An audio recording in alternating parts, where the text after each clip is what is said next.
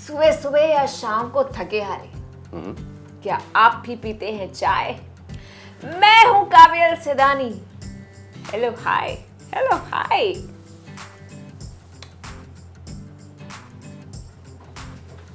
थू थू छी, अब ये क्या है? हेलो हाय चाय, एक तुकबंदी। जलते रहना, बस तुम जलते रहना। इनो की बोतल ला रही हूँ तुम्हारी जलन के लिए।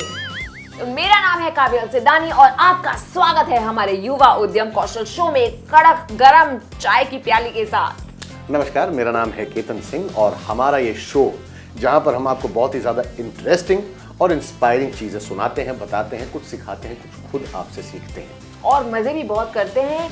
कभी कभी शायरी भी गा देते हैं। एक आध सुनाऊं? चुप।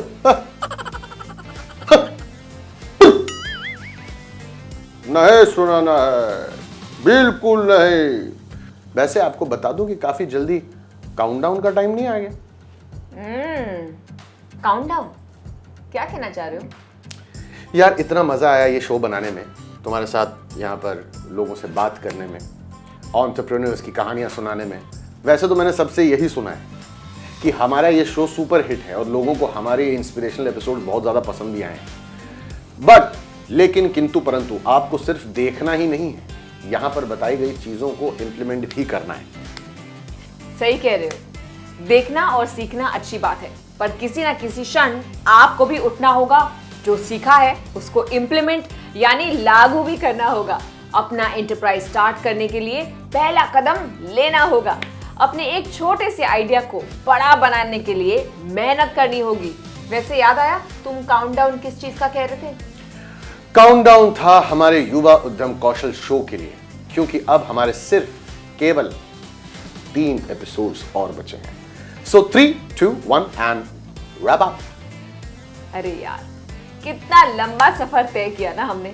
पर कोई उदास नहीं होना, इंस्पायर होना है हमें। तो मेरे शेर, आज नंबर 3 पे हमारे लिए क्या है? तो number 3 on the Yuva Udyam Kaushal show is to do it yourself. मतलब पढ़ना, सीखना, इंटर्नशिप करना, एक्सपीरियंस प्राप्त करना, सब काम खुद करना और अपने तरीके से करना। हर एक छोटी से छोटी चीज के बारे में पढ़ना, जरूरत की चीजें खुद इकट्ठी करना। अगर लगे तो 1, 2 या 5 इंटर्नशिप्स करना और जब आप पूरी तरह तैयार हो जाओ तब अपना एंटरप्राइज खुद स्टार्ट करना। आई लव दैट पार्ट, जहां तुमने बोला कि अपना काम खुद करो और किसी पे निर्भर ना रहना। यही तो पावर है एक एंटरप्रेन्योर का। अपनी मर्जी का मालिक होता है एंटरप्रेन्योर। उसे परमिशन सिर्फ एक शख्स से लेनी होती है, खुद से। ऐसे ही कुछ एंटरप्रेन्योर्स की कहानी हम लाए हैं आपके लिए, जिन्होंने बस ठान लिया और असंभव को संभव कर दिखाया। चलिए देखते हैं। आप में से कई लोग सोचते हैं कि मैंने अब इस उद्योग में काम करने का फैसला किया है तो मेरे पिछले ज्ञान का क्या उपयोग होगा। मैंने एक बिजनेस स्कूल, शिक्षा और कॉरपोरेट सेक्टर में 6 साल से कई चीज़ें सीखी हैं। मैंने इन पाठों का उपयोग तब किया जब मैंने इस व्यवसाय में कदम रखा। भारत में सैलून उद्योग पूरी तरह से असंगठित है। मेरी शिक्षा ने मुझे अपने व्यवसाय को व्यवस्थित करने में मदद की, हर दृष्टि से पॉलिश करने में मदद किया है। मैं इतना गर्व महसूस कर रही हूँ कि मेरे बेटे सरबजीत ने मेरे साथ पार्लर के व्यवसाय में कदम रखा। उसे इस व्यापार की जानकारी नहीं थी, लेकिन वह मेरी उम्मीदों से असल में अच्छी तरह से पकड़ पाया है। मैं बहुत खुश हूँ कि मैडोना का अस्तित्व और सफलतापूर्वक चलना जारी रहेगा। जब भी आप एक नए व्यवसाय में कदम रखते हैं तो आपको बाजार के बारे में मुख्य ज्ञान होना चाहिए। आपको नए क्लाइंट्स को कैसे आकर्षित करना है, उन्हें कैसे अप्रोच करना है, उनके साथ रिश्ते कैसे बनाए रखना चाहिए। सेल सर्विस के बाद हम सभी उनके लिए उपलब्ध रहते हैं जो हमारे साथ संपर्क करना चाहते हों। हम सभी जोखिम लेते हैं। यह एक परिकलित जोखिम लेने और उसके अनुसार काम करने के बारे में है। वाह, मुझे ये शो करना इसीलिए पसंद है। इतने अनजान हीरोज की कहानियां देखने को मिलती हैं।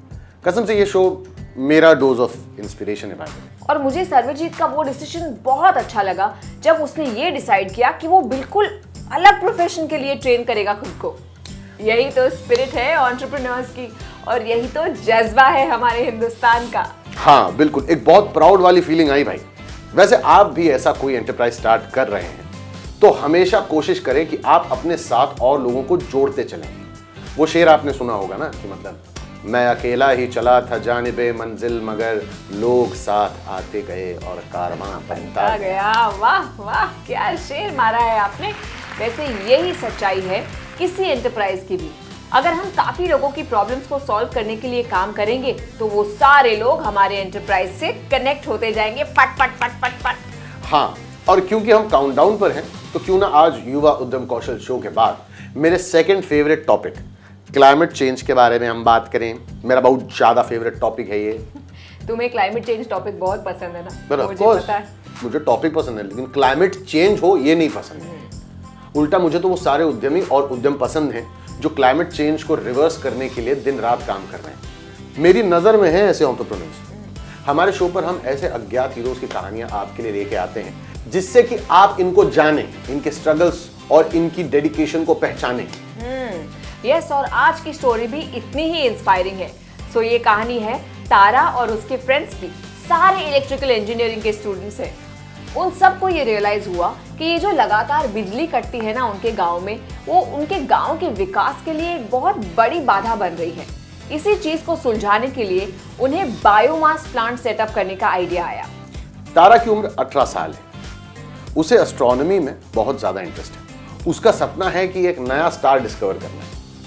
तारा अपने इंजीनियरिंग कॉलेज के हॉस्टल में रहती हैं और कभी कभी घर आती हैं। एक दिन जब वो हॉस्टल से अपने घर आई तब उसने देखा कि जिस चावल के मिल में उसके पिताजी काम करते हैं वहां तो बिजली है पर पूरे गांव में बिजली नहीं आ रही। ये देखकर तारा काफी निराश हुई। तब उस चावल के मिल के मैनेजर ने तारा को समझाया कि उनके यहाँ एक गैसिफायर है जो डीजल पर चलता है और बिजली जनरेट करता है। तब तारा के दिमाग की बत्ती जली और उसने सोचा कि हम गांव में बिजली लाने के लिए भी क्यों ना ऐसा ही कुछ बनाएं। क्योंकि डीजल पर्यावरण हितैषी नहीं है तो क्यों ना हम चावल या फसल के भूसे का इस्तेमाल करें। बस ऐसा सोचता ही फिर क्या, तारा ने अपने इस आइडिया पर काम करना शुरू किया। उसने प्लान बनाया और उसने उस प्लान पर काम किया। फिर आगे क्या हुआ, आगे मतलब सब मैं बोल बोल के बता दूं। यहाँ पे खर्चा करके वीडियो बनाया है, जाके देखिए ग्राफिक नॉवेल की हमारी ये स्टोरी।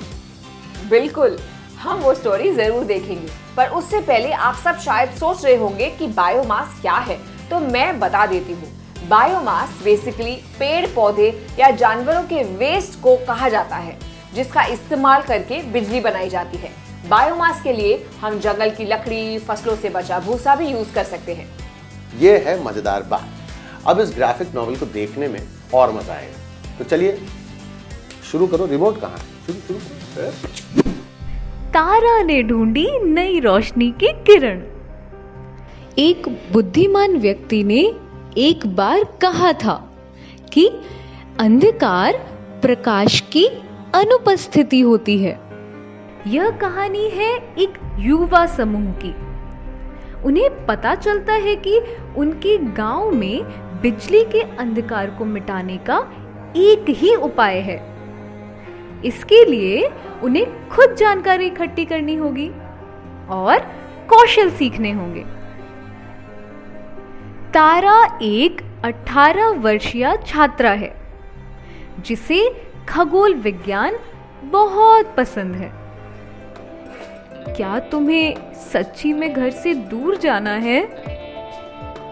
बाद में जब तारा और मरियम वैन से जाने लगते हैं तो तारा अपनी माँ को अलविदा कहती है। हाँ माँ, मुझे जाना होगा। इंजीनियरिंग कॉलेज में बहुत अच्छा छात्रावास है। अगले दिन वे सब इंजीनियरिंग कॉलेज की तरफ निकले। कॉलेज में एक वेधशाला है। उत्साहित तारा वेधशाला की तरफ जाती है। वाओ, यह अविश्वसनीय है, उसने बोला। जब उसने टेलीस्कोप को देखा। आहा, लगता है हमारे साथ एक और खगोल विज्ञान प्रेमी है। तारा के पीछे से आवाज आती है। वह खगोल विज्ञान की प्रोफेसर प्रीति है। तारा शर्मिंदा होती है। मुझे माफ कर दें, मैं परेशानी का कारण नहीं बनना चाहती थी। प्रोफेसर प्रीति ने तारा की नोटबुक उठाई जो उसके हाथ से गिर गई थी और उसको पढ़ने लगी। आप तो तारों का उत्तम रेखा चित्र बनाती हैं तारा। तारा प्रोफेसर से बोलती है कि वह उम्मीद करती है कि किसी दिन वह अपने खुद के तारे को ढूंढेगी, लेकिन अभी के लिए उसे और मरियम को अंधेरे से लड़ना है, जो कि शहर में रोजाना बिजली कटौती से होता है। जब तारा अपने कंप्यूटर पर अनुसंधान करती है तभी बिजली चली जाती है। फिर से नहीं, तारा कहती है। बाद में उसी हफ्ते तारा घर वापस आती है, जहां उसके पापा उसके जन्मदिन के लिए केक तैयार करते हैं, घर में बिजली ना रहने के बावजूद। लेकिन वह आश्चर्यचकित हो जाती है जब वह उनके साथ चावल मिल कारखाना जाती है, जहां वे काम करते हैं, और वह देखती है कि गांव में बिजली ना होने के बावजूद मिल में बिजली है। यह कैसे है? मैनेजर ने तारा को समझाया कि हमारे पास गैसीफायर है जो कि डीजल पर चलता है। फिर उसने कहा, क्यों ना हम ऐसा कुछ इस्तेमाल करके गांव में बिजली उत्पन्न करें, और अगर डीजल बहुत महंगा है तो चावल या फसल की भूसी के बारे में क्या ख्याल है? मैनेजर इस योजना पर हंसी, लेकिन तारा अब प्रतिबद्ध हो चुकी थी और भूसी आधारित गैसीफायर की योजना का रेखा चित्रण करना और योजनाओं को लिखना शुरू कर चुकी थी। तारा ने प्रोटोटाइप तैयार किया। उसी बीच तारा के पापा ने रैली निकाली गांव के किसानों को यह सहमत कराने के लिए कि वे अपने फसल की भूसी तारा को प्रदान करें उसके गैसीफायर के लिए। लेकिन वह और उसके दोस्त किसी भी बैंक को विश्वास दिलाने में असमर्थ थे ताकि उनके गैसीफायर परियोजना के लिए वे पैसे दे दें।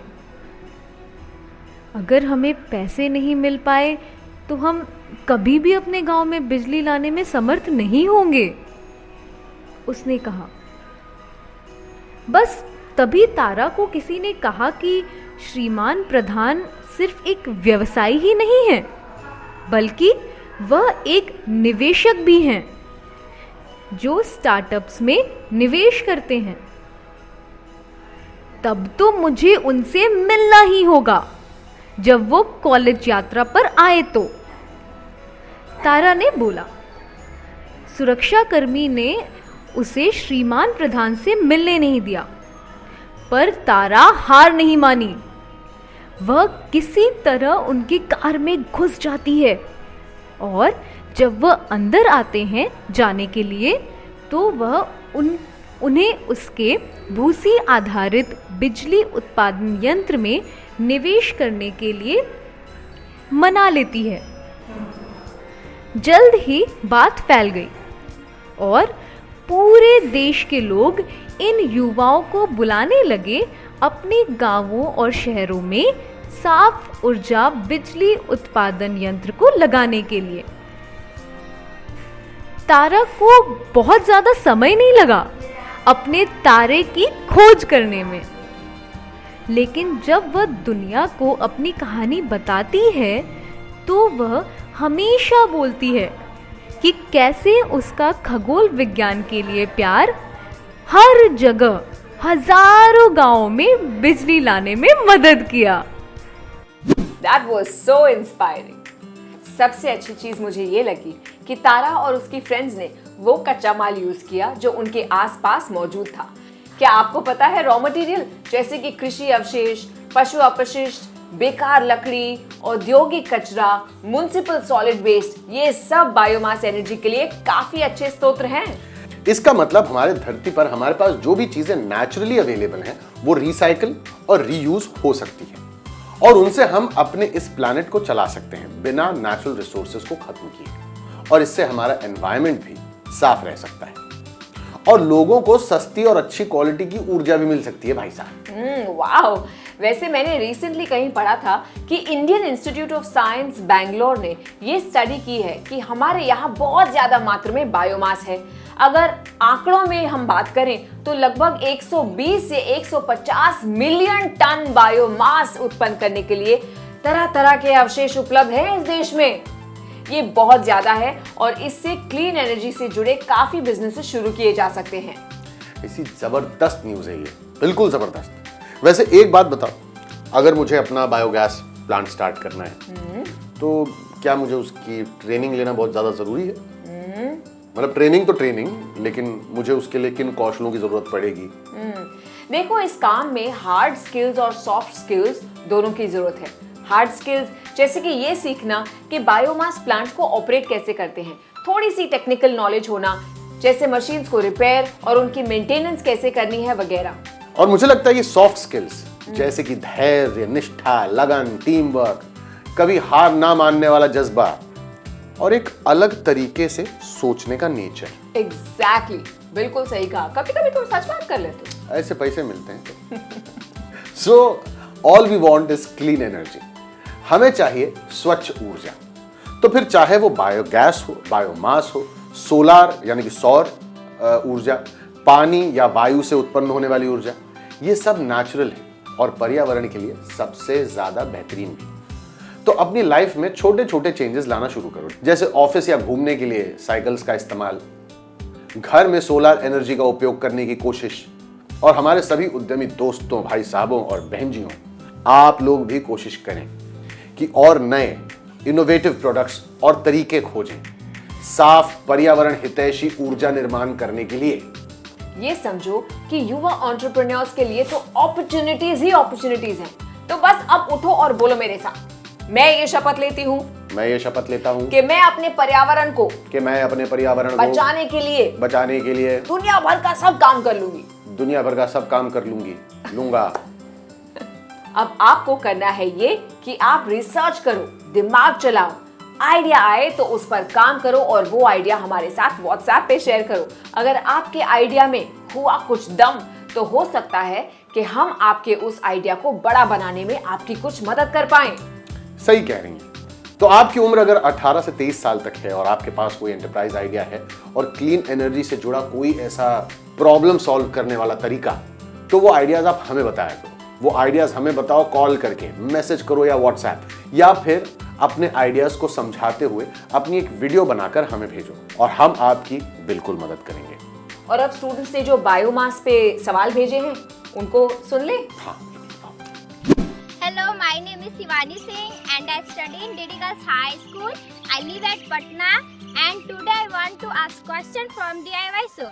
बायोमास से हमें क्या क्या फायदे हो सकते हैं और उच्च शिक्षा प्राप्त करने हेतु क्या बैंक हमें लोन देती है, तो इसकी क्या प्रक्रिया है? अब देखो, क्योंकि बायोमास बिजनेस बहुत ही ज्यादा इंपॉर्टेंट है, इसलिए इसे शुरू करने से पहले आपको इसमें प्रशिक्षण लेना बहुत ज्यादा जरूरी है। अरे बेस्ट, क्यों ना ये आज का बायोमास पर आधारित हमारा ग्राफिक नॉवेल पढ़ लें। आपको जो भी जानकारी चाहिए आज के ग्राफिक उपन्यास में मिलेगी। बेस्ट आइडिया काबिल, best idea. Then it is time to ask questions to our young people in India. और हम सवाल पूछने के इन सिलसिलों को कहते हैं सवालों के सिलसिले। पहला सवाल, ये शो आप युवाओं को क्या करने से रोक रहा है? ये शो आप युवाओं को क्या करने से रोक रहा है? हमारे काउंटडाउन में क्या आपको खुद कुछ करना चाहिए या नहीं? हमारे काउंटडाउन में क्या आपको खुद कुछ करना चाहिए या नहीं? क्या सब्र रखना बेहतर है या बेसब्र होना? क्या सब्र रखना बेहतर है या बेसब्र होना? वो कौन उद्यमी है जो अत्यधिक बाधाओं और कठिन स्थितियों में भी काम कर रहे हैं? वो कौन उद्यमी है जो अत्यधिक बाधाओं और कठिन स्थितियों में भी काम कर रहे हैं? क्या जलवायु परिवर्तन के विषय आपको पसंद है? क्या जलवायु परिवर्तन के विषय आपको पसंद है? क्या हमारी नायिका तारा एक वैज्ञानिक है? क्या हमारी नायिका तारा एक वैज्ञानिक है? नायिका किस समस्या को हल करने की कोशिश कर रही है? नायिका किस समस्या को हल करने की कोशिश कर रही है? कितने लोग उसके उद्यम से प्रभावित हुए? कितने लोग उसके उद्यम से प्रभावित हुए? कितने? और फाइनली आप हमें बताएं कि बायोमास क्या है? बायोमास क्या है? ओके, तो जैसा कि आप जानते हैं, आप अपने जवाब हमें भेज सकते हैं स्क्रीन पर दिए हुए नंबर पर, या फिर अपने फोन पे डाउनलोड करें हमारा ऐप जिसका नाम है यस ऐप, YESS। वहां पर अपने जवाब आप भेज दीजिए। पहले 500 सही जवाब देने वाले जो विद्यार्थी हैं उनको मिलेगी हमारी ये रोमांचक ग्राफिक नॉवेल। तो फिर मिलते हैं हमारे नेक्स्ट काउंटडाउन वाले शो पे। और फिलहाल हमें इजाजत दीजिए। मेरा नाम है केतन सिंह और मैं काव्यल सिदानी। आप अपना ध्यान रखिए, स्वस्थ रहिए, मस्त रहिए, दिमाग दौड़ाते रहिए, हमें आइडियाज भेजते रहिए और व्हाट्सएप करते रहिए।